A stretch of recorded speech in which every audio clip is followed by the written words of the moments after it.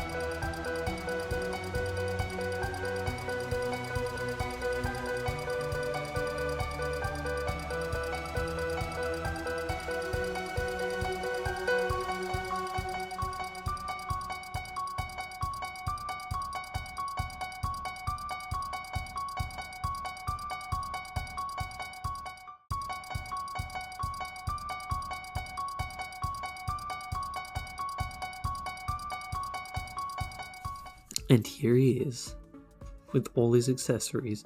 Now this is a really nice backdrop. I actually really like this. You could use this for a diorama. Just put Michael in the middle there, and it would work really well. If you could somehow stick it together and make it more solid, you'd have an awesome backdrop. Now here's the thing you've been waiting for. This is Michael Myers in the box with a couple twist ties. I'll do the twist ties off camera because they can be pretty fussy, but that way you can just see the figure rather than watching me twist ties for half an hour. But yeah, here he is, and here's all his accessories, looking really good.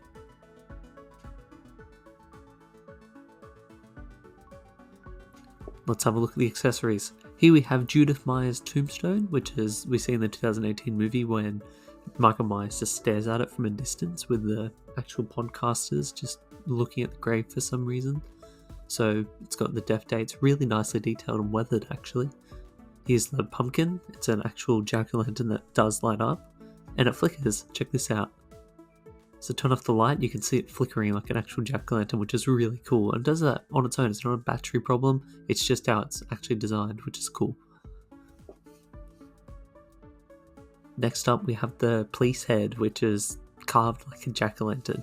Pretty gruesome, this one. This is very, very gruesome, but it looks exactly like the scene in the movie. The blood detailing is really nice. It's very realistic, which is kind of creepy. They did a really good job. It's like glistening and such.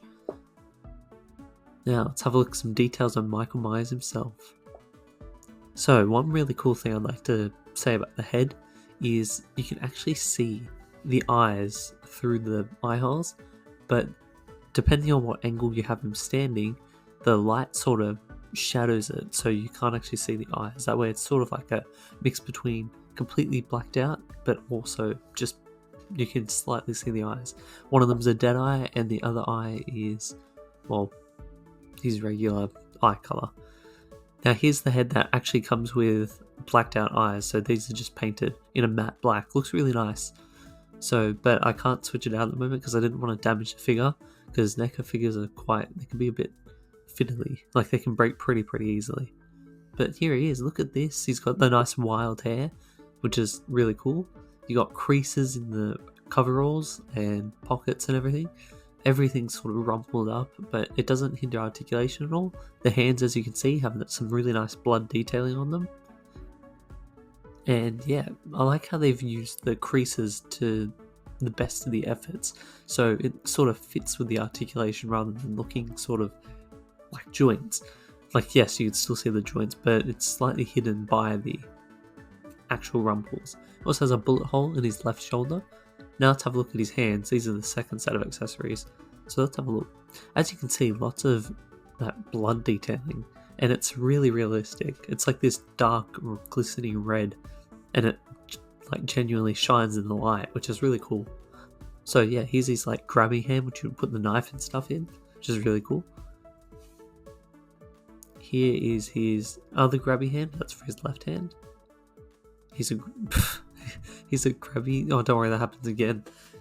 So he's a grabby hand, or like an open palm hand, but slightly grabby. Yep, there you go. There's the hand with the 2 fingers shot off by the shotgun.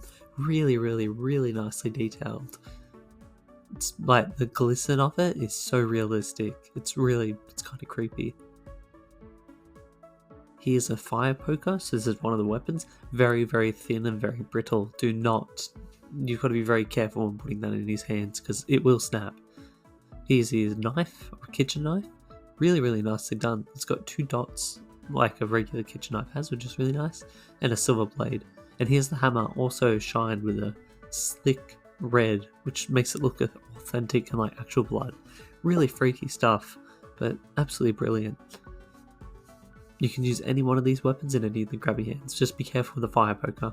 Articulation, so you've got a double ball joint in the head, which allows it to move up, down, side, side, left and right as much as you want, which is really handy. So you get a classic Michael Myers pose. Shoulders and hinge swivel, so that works really nicely. Double jointed elbow, bicep and forearm swivel, really handy. The double joint's really, really good. I was just being careful with the joints because I didn't want to damage anything. There's a hinge and swivel on the wrist.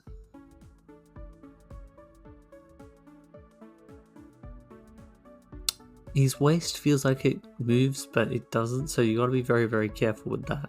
So don't actually try to force it because it could break. The legs have a soft ratchets and they also have a thigh swivel, but they can also move out to the side on a hinge. So you can move back that far. It's not great, but it's actually better than a lot of other figures that have like butt flaps. You can do a full split, which is cool. And yeah, there's the thigh swivel. Single jointed knees, which give you a fair bit of range. It's not a full 90 degrees. And he has a swivel and ankle rocker as well as a hinge in the feet. And can also swivel. So yeah, solid articulation. Here is a comparison with Ghostface.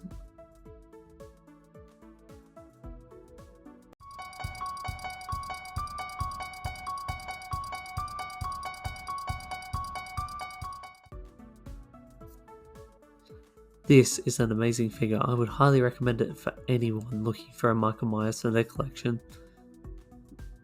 Anyway, this is Custom Indie Creations, signing out. Have a fantastic day, and I'll see you all in the next one.